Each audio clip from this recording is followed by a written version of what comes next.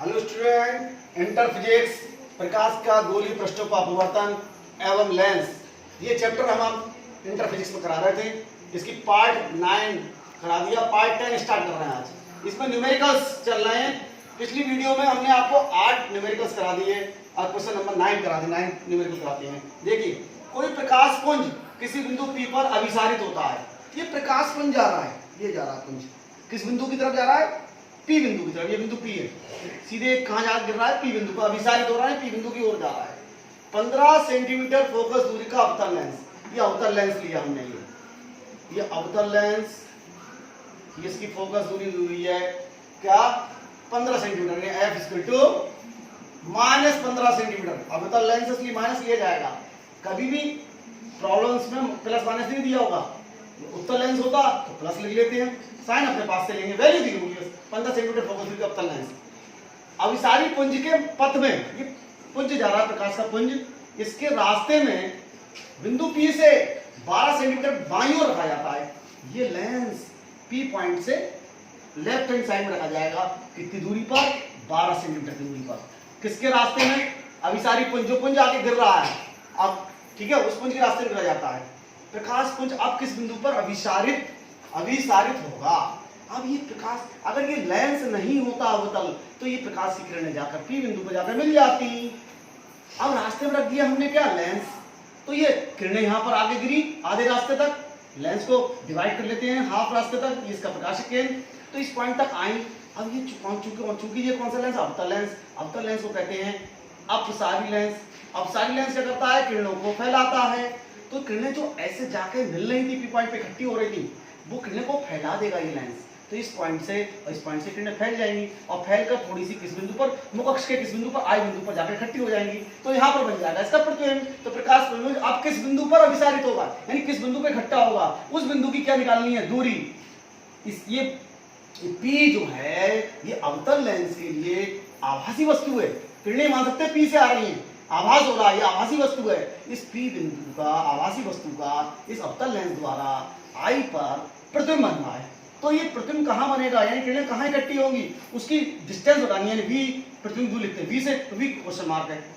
अब चूंकि वस्तु हमारी रखी हुई है लेफ्ट हैंड साइड में, इसलिए U ले जाएगा प्लस।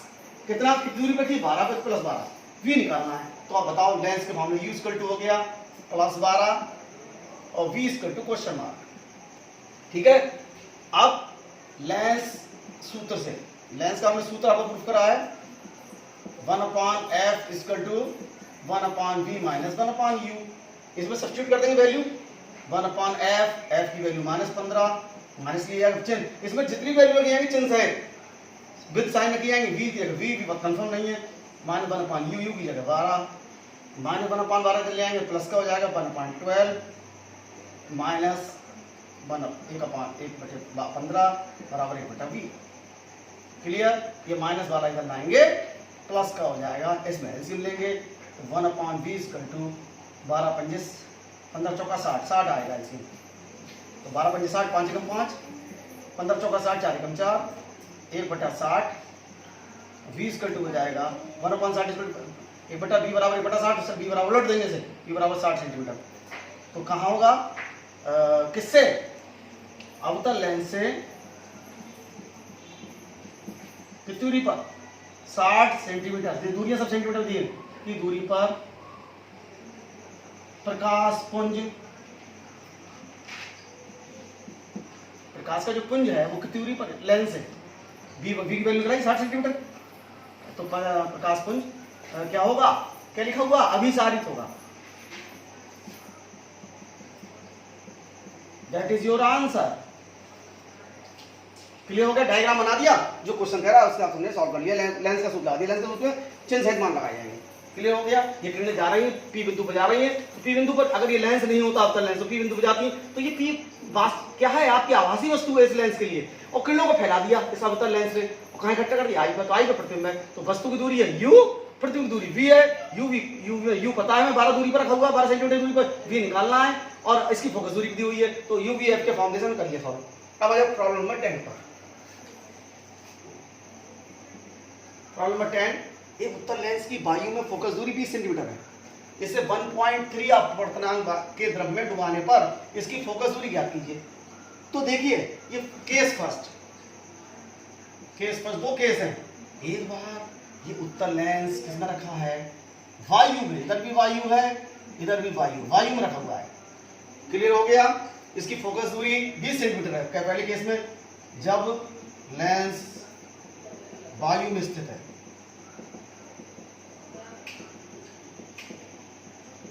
ठीक है, और तब और ये दिया हुआ है जब अगली बार इसी लेंस को क्या कर दिया गया, किस सेकंड में इस लेंस को एक द्रव में डुबो दिया गया है।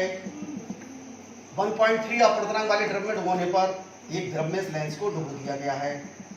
उस द्रव का अपवर्तनांक कितना है, 1.3। अपवर्तनांक किससे लिखेंगे, ANL, L फॉर लिक्विड, 1.3। इस द्रव का ये क्या दिया हुआ है, N माने अपवर्तनांक, किसका, L फॉर लिक्विड माने द्रव का, किसके सापेक्ष, वायु के सापेक्ष, कितना दिया, 1.3 दिया हुआ है। इस द्रव में लेंस को डुबो दिया गया। दूसरा केस है जब किसी लेंस को वायु की जगह द्रव में डुबो देते हैं तो उसकी फोकस दूरी बदल जाती है, चेंज हो जाती है। ये फोकस दूरी पहले थी 20 सेंटीमीटर, अब कितनी हो जाएगी पूछ रहा है।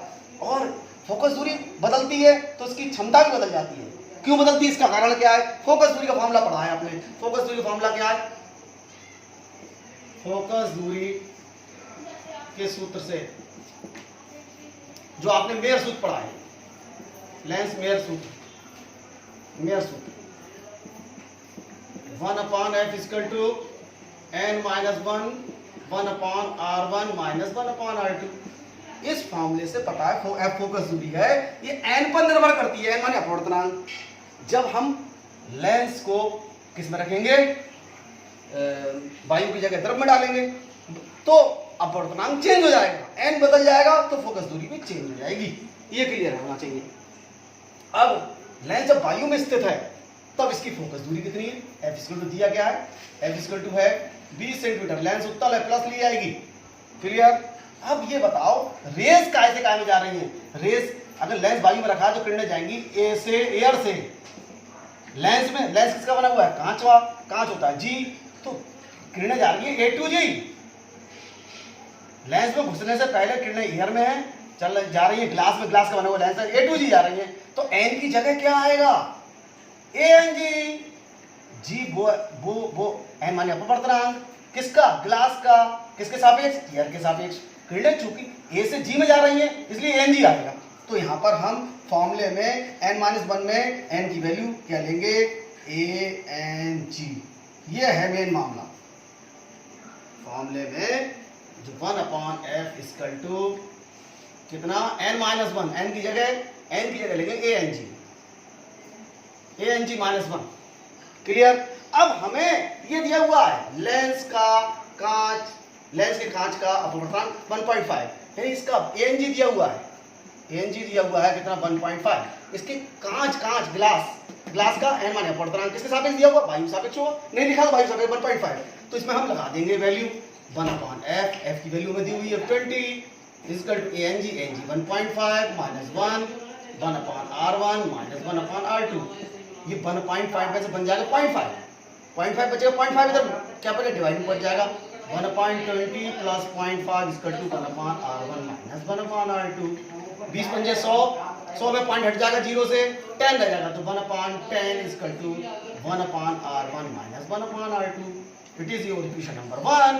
अब केस सेकंड लगाएंगे। केस सेकंड में क्या होगा, केस सेकंड में अब जब हमने किसे रख दिया गया है, पहले केस में लेंस वायु में स्थित है, जब लेंस द्रव में डुबा दिया गया है, तब क्या करना है, फोकस दूरी निकालनी है, F' लिखते हैं फोकस दूरी, लेंस की फोकस दूरी निकालनी है। देखो लेंस तो वही है, तो R1 R2 लेंस के दोनों पृष्ठों की वक्रता त्रिज्या सेम रहेगी। भाई लेंस तो उसी लेंस को जो वायु रखा इसी को रख दिया, तो लेंस तो वही रहा, लेंस चेंज नहीं हुआ। लेंस की वक्रता त्रिज्या जो एक R1 इधर एक R2 इधर, दोनों चेंज नहीं होंगे, R1 R2 वही रहेंगी। अब क्या होगा, अब रेस किरणें किस में जाएंगी, लेंस में प्रवेश करने से पहले लिक्विड में होंगी और जाएंगी G में। तो यहां पर जो फॉर्मूला जो हम लगाएंगे, फिर दोबारा लगाएंगे फॉर्मूला ये वाला मेयर सूत्र 1/f, f की जगह f डैश = n, n की जगह n-1 होता है, n की जगह क्या लगाया यहाँ पर, ANG लगाया। जब किरणें जा रही थी वायु में लेंस रखा हुआ था, अब किरणें जा रही, किरणें वायु लेंस किस में रखा है, द्रव में रखा हुआ है, तो किरणें किससे किस में जाएंगी? अब एयर से ग्लास में जा रही थी, अब एयर से उड़ाएंगे, अब तो जाएंगी लिक्विड से ग्लास में। तो यहाँ पर एन की जगह क्या आएगा फॉर्मूले में? फॉर्मूला में आएगा LNG। तो LNG एन है ये, एन LNG का मतलब n -1 1/R1 - 1/R2। अब ध्यान दो, LNG फोकस दूरी निकालनी है, हमें जो दिया हुआ है फोकस दूरी ANL दिया हुआ है, ANL दिया हुआ है, LNG की वैल्यू चाहिए। हम बता चुके हैं फॉर्मूला, आपको सूत्र बता दें, फॉर्मूला लगा दें 1n2 × 2n3 × 3n1 = 1। अब इसमें पहला वाला ईयर मान लो ANG ANL, दूसरा मान लो LNG, तीसरा GNA। अरे पहले के सापेक्ष दूसरे का प्रदान, दूसरे का सापेक्ष तीसरे का प्रदान, तीसरे का प्रदान सापेक्ष पहले का प्रदान। ये फॉर्मूला हम आपको बता चुके हैं, फॉर्मूला है ये। इस फॉर्मूले में 1 मान लिया हमने एयर, दूसरा मान लिया लिक्विड, तीसरा मान लिया हमने ग्लास। तो 1 की जगह A रख दिया, 2 की जगह L रख दिया, 3 की जगह G रख दिया, ये फॉर्मूला हो गया। अब इसमें रखो ANL हमें पता है कितना 1.3, LNG चाहिए, GNA और ANG आपस में उल्टे होते हैं, तो ये 1.5 है, तो ये हो जाएगा 1/1.5। ANG पता है, ANG में जब G यहाँ ले आओगे, A यहाँ ले आओगे, तो 1.5 का उल्टा हो जाएगा। तो हमारा LNG कितना आ गया? LNG आ गया 1.5/1.3। ये वैल्यू यहाँ पर हम सब्स्टिट्यूट कर देंगे किसकी? LNG की। तो 1.5/1.3 - 1, ये वैल्यू इक्वेशन नंबर 1 से रख देंगे, 1 × 1/10। तो 1/f = पॉइंट से पॉइंट उड़ जाएगा। इसमें क्या करेंगे हम? 13 एलसीएम लेंगे, 15 - 13 कितना होगा? 2 × 1/10, 2 पंजे 10, 13 पंजे 65। 1/f = 1/65, तो f = 65 सेंटीमीटर, f = 65 सेंटीमीटर। ये आंसर आ गया। ये जब फोकस दूरी हो गई, जब हमने लेंस को किसी द्रव में डुबो दिया। तो पहले फोकस दूरी 20 सेंटीमीटर थी, अब 65 हो गई। तो देखो, किसी लेंस को जब किसी द्रव में डुबो जाता है तो उसकी फोकस दूरी चेंज हो जाती है। क्यों चेंज होती है? क्योंकि अपवर्तनांक जो पहले लगा रहे थे 1.5, पहले लगा रहे थे हम ग्लास का वायु के सापेक्ष, अब लगाएंगे हम ग्लास का द्रव के सापेक्ष। तो इसलिए ये चूंकि चेंज हो गया, ये 1.5 की जगह 15 5 13 रह गया, चेंज हो गया, इसलिए फोकस दूरी भी चेंज हो जाएगी। That's final. अब